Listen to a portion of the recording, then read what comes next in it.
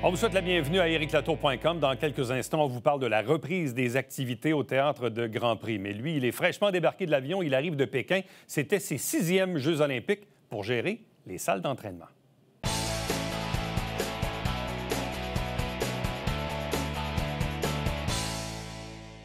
Aller aux Jeux olympiques et y aller plusieurs fois, certains vont dire oui, c'est souvent réservé aux athlètes, mais il n'y a pas que les athlètes. Il y a les gens qui entourent les athlètes. Il y a des gens qui travaillent dans l'ombre. Et lui, bien, il est peut-être un peu moins parce que ça fait déjà quelques fois qu'on le reçoit en entrevue, peut-être pour le même sujet. C'est Yvan Ouellette. Bonjour et bienvenue. Hey, bonjour.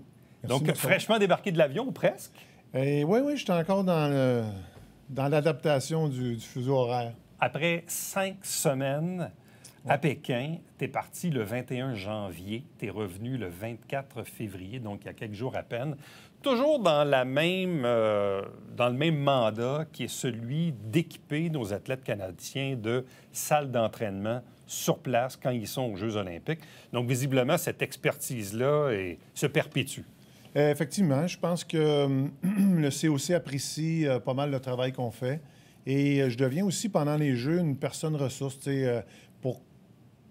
pour un peu joker là-dessus. Là, il m'appelle le maire du village. Là, okay. Puis pourtant, il y a des gens qui ont des niveaux hiérarchiques pas mal plus élevés que le mien. Mais il m'appelle parce que je deviens la personne ressource pour régler un paquet de petits problèmes qui lui enlève une épine du pied, une roche, un caillou dans le soulier. Là. Souvent, c'est un peu ça que je vais faire. Mais au-delà d'installer les salles d'entraînement, comme tu arrives à l'avance... Oui.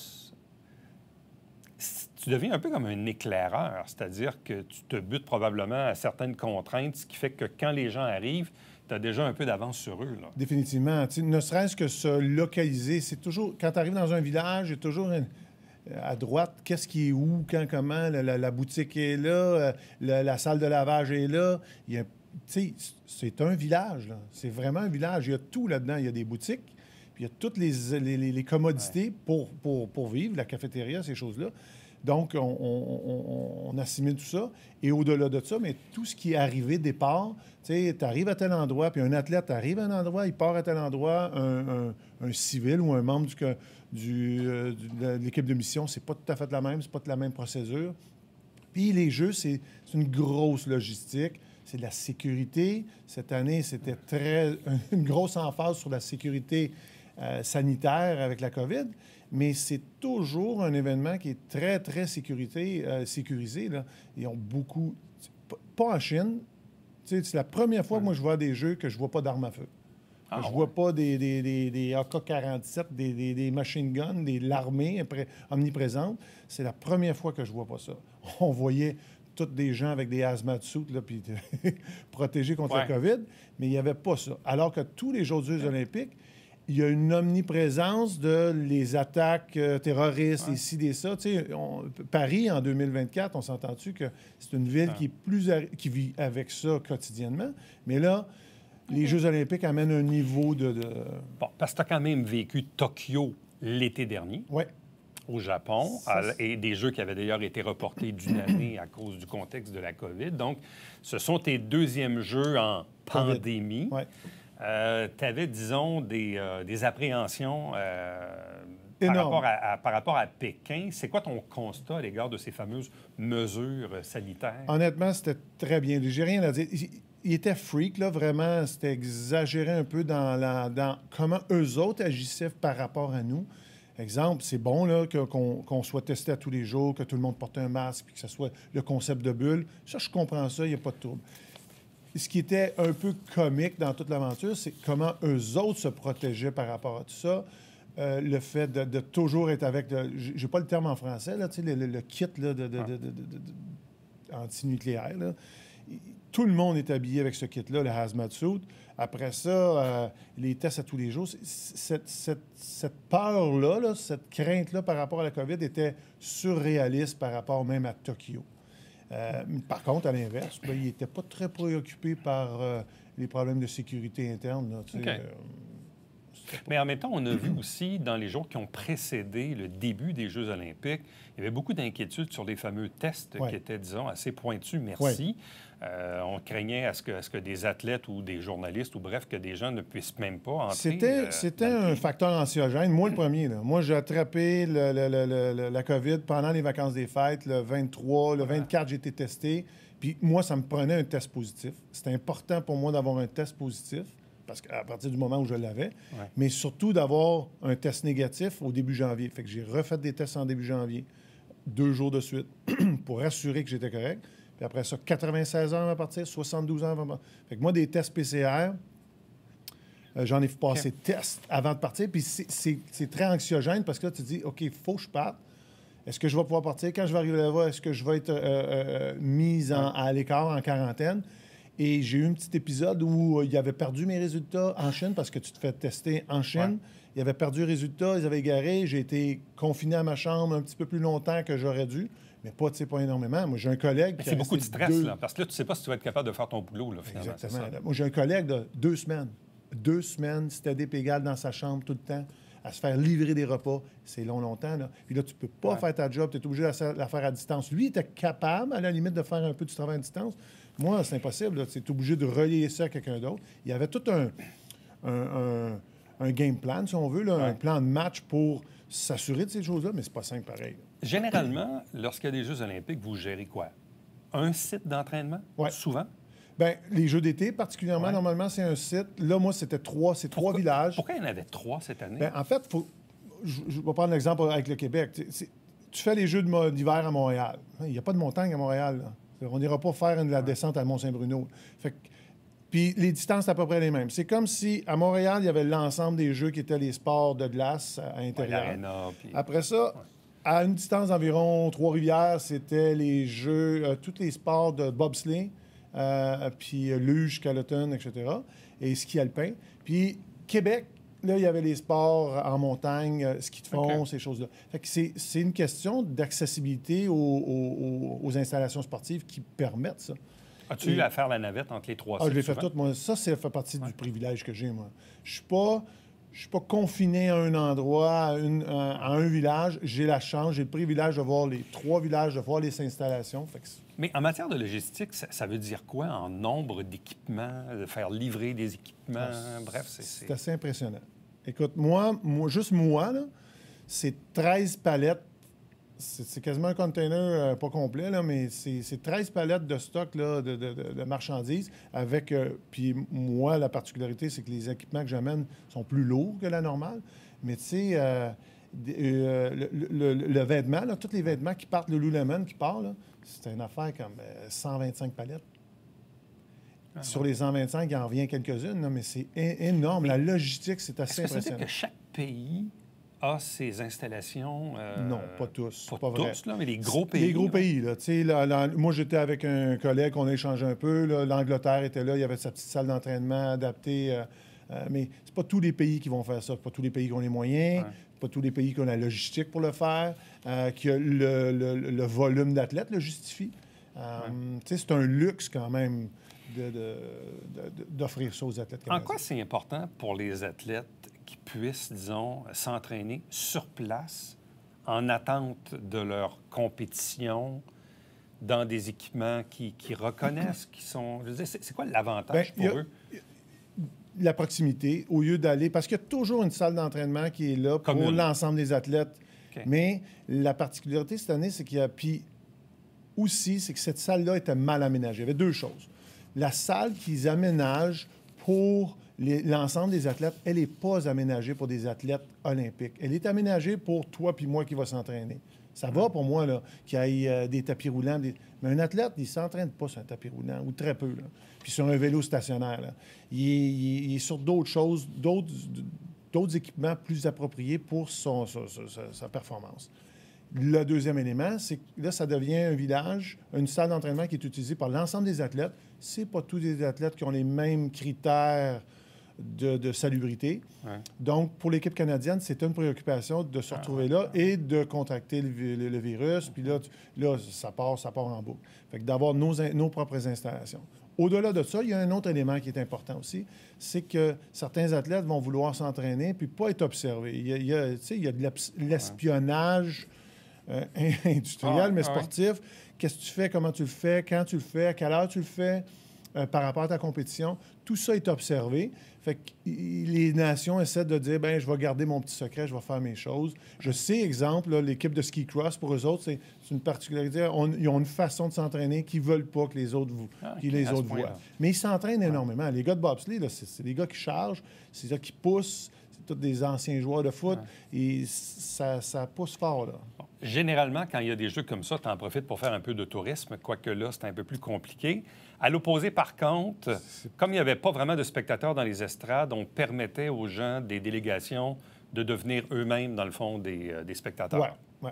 Pour ce qui est du tourisme, c'est zéro open bar. Là. C'est autant à Tokyo que cet hiver. Tokyo, on n'a pas pu assister à aucune compétition et ça s'enlignait pour que ça soit la même chose là, mais ça a changé en cours de route et j'ai pu aller voir les compétitions. Et ça change toute la game, là.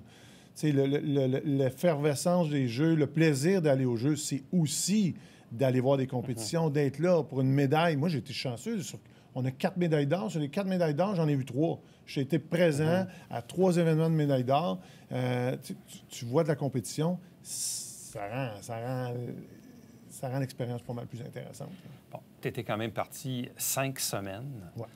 Ce sont tes 6e Jeux. Tu prépares aussi ceux de Paris à l'été 2024. Ouais.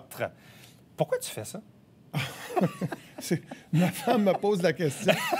Donc, je pose la question pour ta femme. Ouais, c'est ça. Elle va m'écouter. Elle va faire attention à ce que tu dis. Mais 2024 risque d'être mes derniers Jeux parce qu'effectivement, c'est beaucoup d'énergie à donner, beaucoup de temps parti, loin de la famille, loin de la business qui roule. Tu sais, on a réouvert pendant que j'étais parti. Donc, c'est pas simple pour ça. Mais le plaisir d'aller au jeu, la gang qui est là, moi, c'est une petite famille, c'est des gens que je connais, que je côtoie depuis Londres. C'est une belle énergie. On a du fun, on a du plaisir, puis on fait ça avec le plaisir d'accompagner les athlètes. J'ai pas... tu sais, il y en a beaucoup là-dedans qui ont vraiment le patriotisme gros. Nous, Québécois... On est plus mitigé des fois. C'est plus mitigé un peu, c'est plus low profile. Fait que c'est pas... j'ai pas la fibre patriotique tant que ça, mais ça amène quand même son petit lot de... Écoute, je suis privilégié de la vie. Là. Je m'en vais à quelque part où on est quelques centaines à aller à des endroits, même à l'intérieur de l'équipe. Moi, je vais à des endroits que peu de gens vont. Je suis privilégié, je l'apprécie. Là, en plus, tu as eu le privilège de ramener le manteau canadien, le foulard canadien. Non, mais c'est une pièce d'anthologie, ça, quand même. Effectivement. J'en ai gardé un. Mes enfants en ont pris un autre. Ils ont pigé dans le reste. Dernière question que j'aurais peut-être pu poser en premier. Qu'est-ce qui fait que tu t'es retrouvé, il y a 6 Jeux olympiques, à t'occuper des salles d'entraînement de nos Olympiens? C'est un peu grâce à mon collègue Alain Delorme, qui est dans le monde de la performance en tant que préparateur physique, etc. Et à ce moment-là, l'équipe canadienne cherchait à donner un petit avantage de plus pour accompagner les athlètes et de fil en aiguille. Puis c'est vrai, là, parce qu'à quelque part, nous, on n'a pas j'ai pas un rôle qui est si extraordinaire que ça, là, mis à part les connaissances que j'ai. En tout cas, je les prends très, très humblement. Mais on fait un bon travail. Ils nous rappellent, ils sont bien contents. Fait qu'on continue l'expérience. Ça fait partie de l'équation. Je veux dire, si les athlètes peuvent s'entraîner adéquatement, ça peut probablement faire une différence sur... oui, puis ils cherchent un type d'individu aussi là, qui est plus... Il ne faut pas que tu arrives là trop groupie, là, puis demander des autographes à tout le monde, puis gosse tous les athlètes. Il faut que tu joues... Low profile. C'est ça, un peu. Yvan Ouellette, merci beaucoup. Hey, merci. Bon retour. Au plaisir. Reste avec nous. On vous revient après ceci.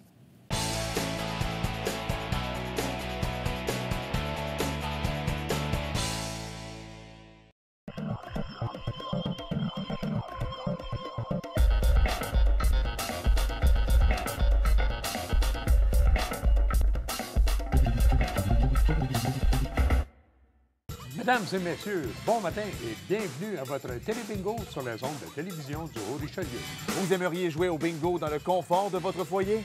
C'est possible. Tous les dimanches matins, 9h30, à la télévision du Haut-Richelieu, maintenant en haute définition au 609.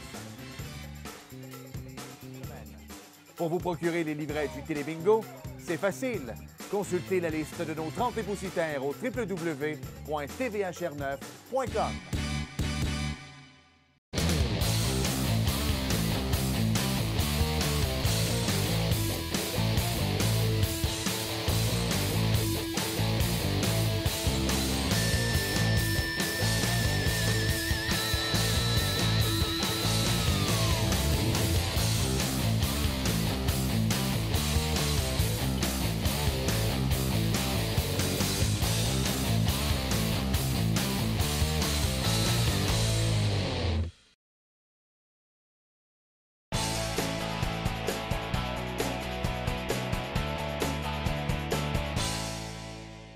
C'est la reprise des activités, de la programmation du côté du Théâtre de Grand Prix. Deux invités pour en parler. D'abord, Daniel Beaulieu. Bonjour à vous. Bonjour. Compagnie de Patrick Mélard. Bonjour et bienvenue. Allô, Éric. Bon, là, j'espère que là, c'est vrai. Là, il n'y aura plus de fermeture. On croise les doigts. On se croise les doigts. C'était quoi l'impact sur une organisation comme la vôtre dans les 2 dernières années, Daniel? Bien, en fait, c'est comme tous les autres, hein, c'est qu'il faut arrêter la machine. Tac! Donc, tout était comme en place pour bien fonctionner. Puis, il faut tout arrêter ça tout d'un coup. Fait que ça fait un gros choc. Puis, après ça, c'est des petits soubresauts de « on peut-tu reprendre? On va-tu reprendre? » Fait qu'il faut toujours avoir 1 million de scénarios. Et puis, ça fait en sorte que ça crée un peu de démotivation. On a essayé de rester actif quand même par d'autres types d'activités l'année passée. On a fait des lectures et tout ça, pas des podcasts, là, mais des balados.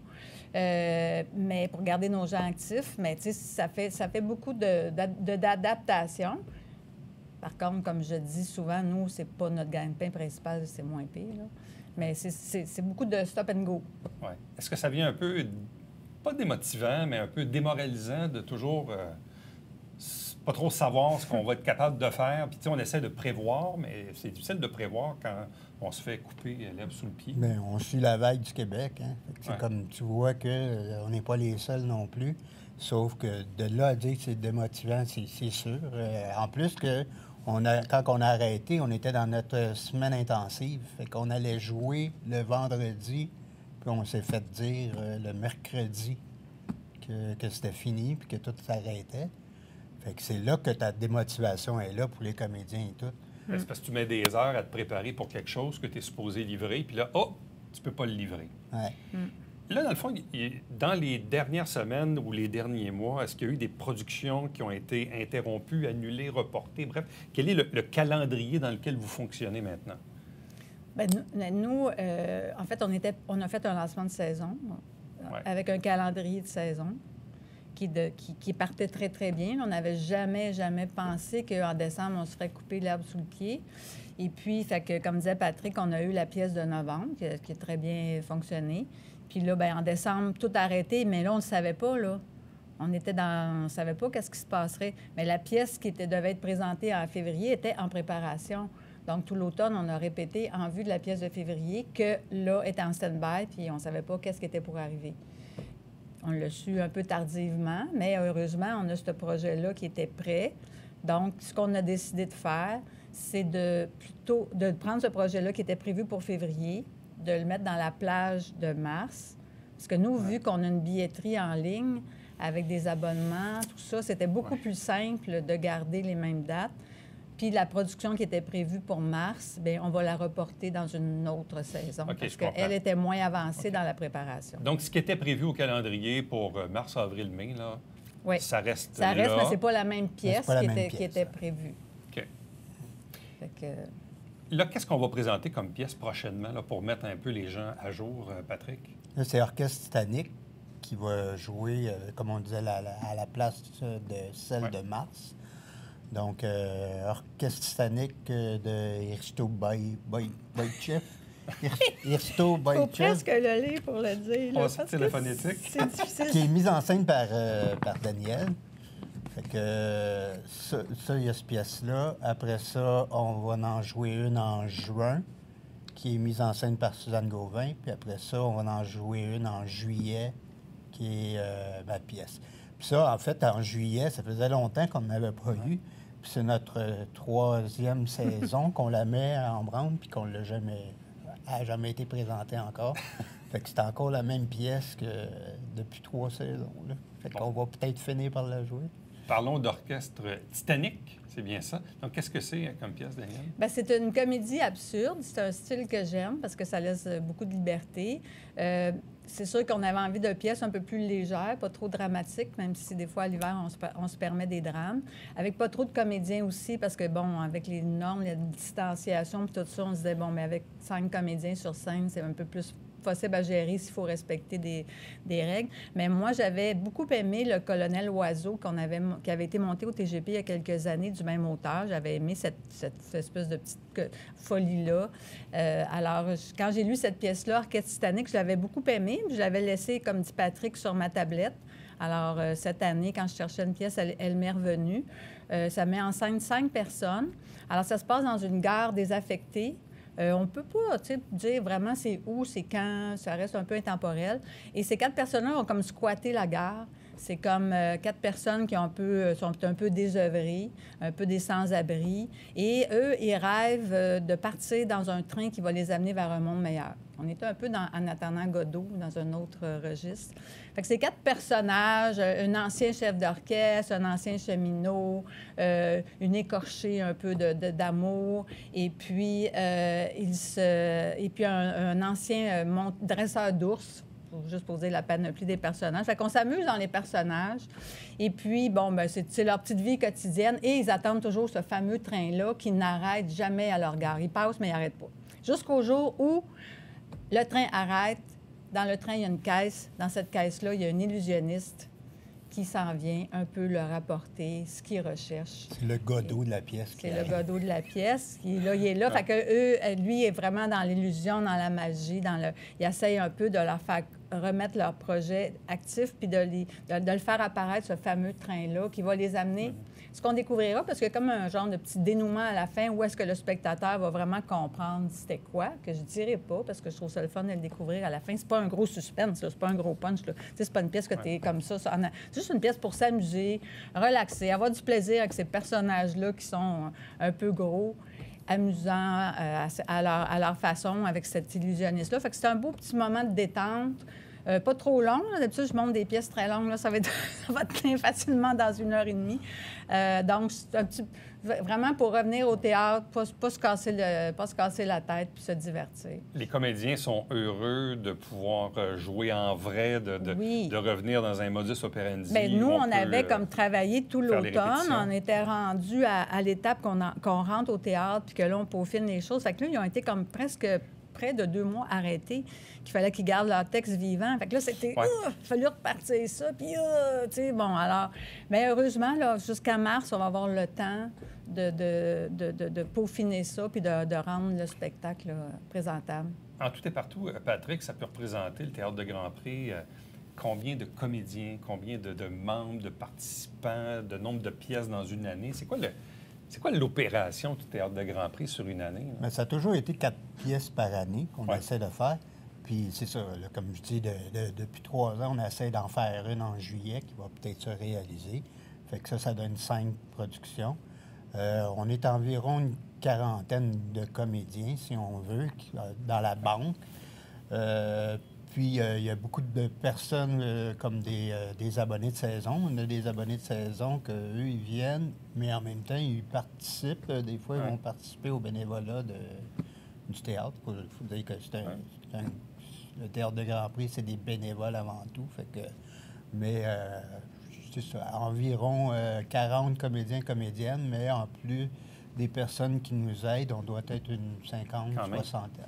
C'est un organisme quand même qui est vivant, qui est bien implanté dans sa communauté. Comme plusieurs loisirs dans notre société, la pandémie a fait en sorte que c'était, disons, plus difficile. Avez-vous perdu des joueurs en cours de route? En avez-vous gagné des nouveaux?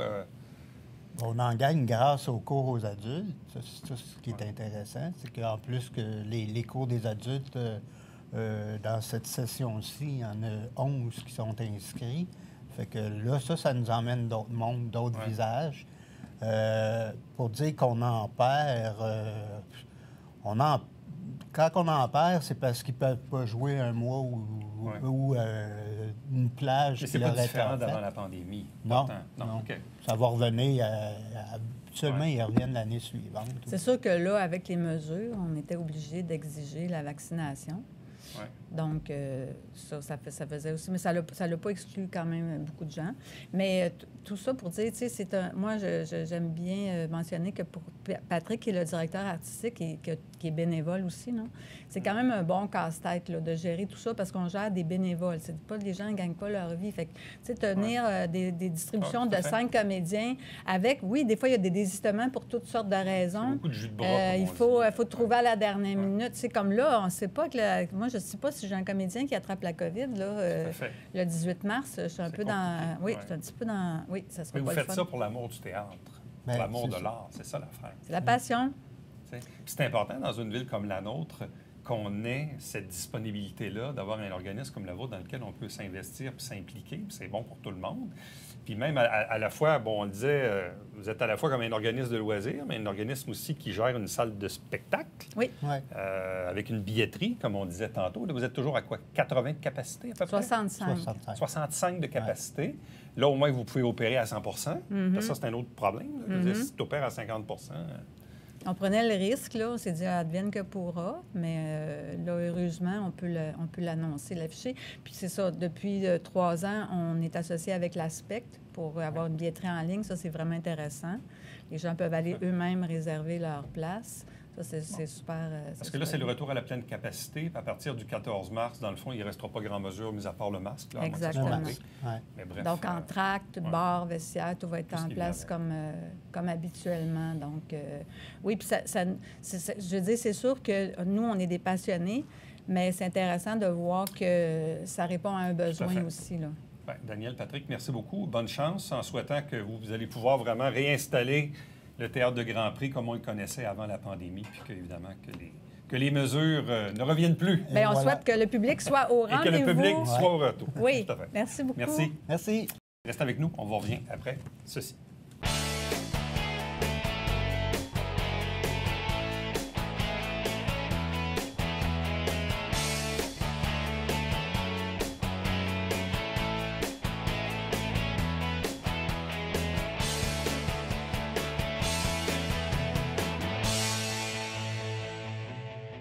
Si vous cherchez une activité intérieure parce que parfois il fait froid ou encore parfois il pleut ou il neige, allez faire un tour au musée du Haut-Richelieu parce que l'exposition Le Haut-Richelieu au temps des années folles se poursuit jusqu'au début du mois d'avril. Pour avoir toutes les informations requises, allez faire un tour sur le site Internet du musée du Haut-Richelieu. À demain.